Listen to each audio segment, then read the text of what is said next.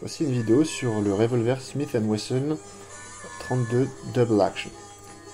Donc en 1880, Smith & Wesson a commencé la fabrication de ce revolver 32 Double Action, qui était un petit revolver top break. C'est un verrou d'ouverture par le haut qui permet le chargement de 5 coups et qui pesait environ 350 grammes, on vérifiera à la fin de la vidéo, et qui a eu un grand succès commercial. Il a été fait à peu près en 5 variantes. Le premier modèle, 30 exemplaires. Second modèle, 22 142 exemplaires, donc fabriqué de 1880 à 82. Le troisième modèle, à 21 228 exemplaires, de 82 à 83. Puis il y a eu le quatrième modèle et le cinquième modèle, fabriqué entre 1883 et 1919.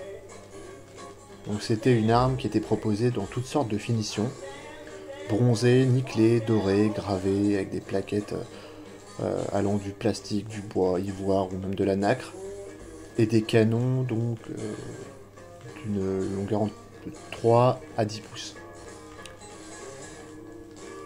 Il est basé sur la même idée que son prédécesseur, qui était un revolver militaire et non civil comme celui-ci, le Schofield, qui était par contre simplement en simple action, ou le 44 Russian.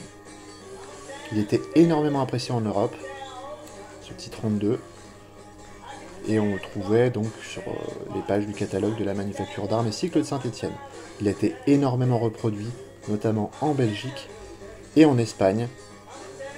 Donc pour le mécanisme, double action, canon basculant, extracteur automatique, en 32 Smith & Wesson Short, à percussion centrale, qui avait été commercialisée à partir de 1876. En 5 coups, général pour la longueur du canon c'est 89 mm, avec une longueur totale de 180 mm. Et non chargé à peu près 350 grammes, encore une fois on vérifiera. Il a été également fait en hammerless, donc avec le percuteur caché. Ma copie à moi, c'est une copie belge. On voit ici donc les poinçons de liège. Il est arrivé en très bon état, avec quelques défauts tout de même, vu à son âge, puisqu'il a été fabriqué vers la fin du 19e siècle.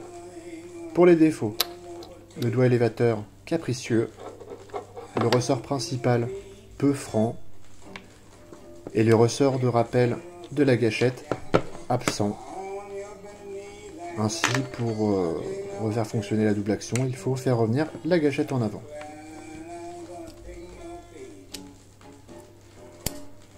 Donc les munitions montrées ici sont inactives. Vous en voyez plusieurs qui sont percutées. Elles ont plus de 150 ans. Alors l'avantage de ce revolver par rapport au modèle civil d'avant, je pense au second modèle Smith & Wesson, qui était en 32 Rimfire, avec une petite gâchette mexicaine. J'en ai une copie belge, je vous montrerai. C'est que là on était sur la percussion centrale. Et le mécanisme top break que je vous ai expliqué brièvement tout à l'heure rendait le chargement et l'extraction des cartouches extrêmement facile, comme vous l'avez vu sur ce plan là. Donc pour les accessoires, j'ai un petit holster en cuir et un petit holster à munitions également.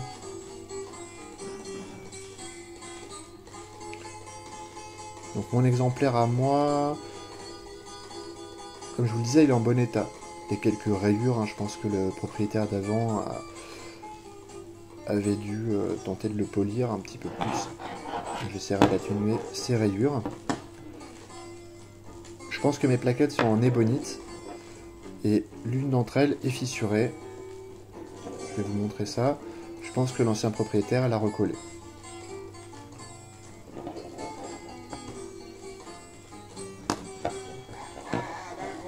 Vous voyez l'aspect extérieur qui est quand même relativement bon.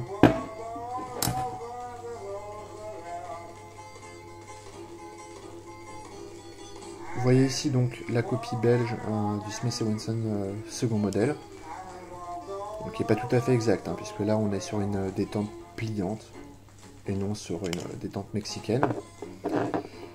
Et vous voyez le chien qui est qui a été coupé. Donc pour le chargement et le déchargement, vous voyez, c'est extrêmement long. Il faut enlever le barillet après avoir ouvert le canon par le haut. Les vis de serrage étaient très fragiles. Pour l'extraction des cartouches, il fallait utiliser la baguette intégrée au niveau du canon. Et là, vous voyez que la même opération se fait en à peine 3 secondes.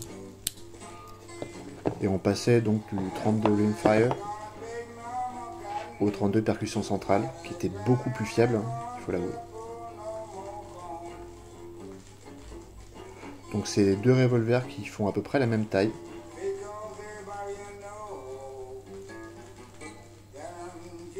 Au niveau de la gâchette, donc là vous voyez qu'il y a un pontet, une protection, qu'il n'y avait pas sur le modèle d'avant.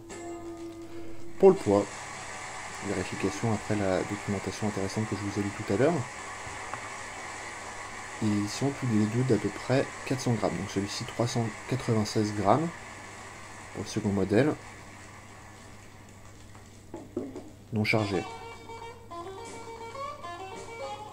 Et pour ce modèle-ci, on arrive sur à peu près 408 grammes. Comme je l'avais sorti pour faire la vidéo, je l'ai nettoyé. Ça coûte rien de stopper un petit peu la corrosion, en tout cas d'entretenir son arme. Même s'il ne reste là que pour la vitrine, puisque je ne tirerai pas avec et je ne changerai pas les ressorts. Préférant le laisser dans l'état. J'utilise ici un écouvillon de 9 mm qui sont plus faciles à trouver, mais ça fonctionne très bien.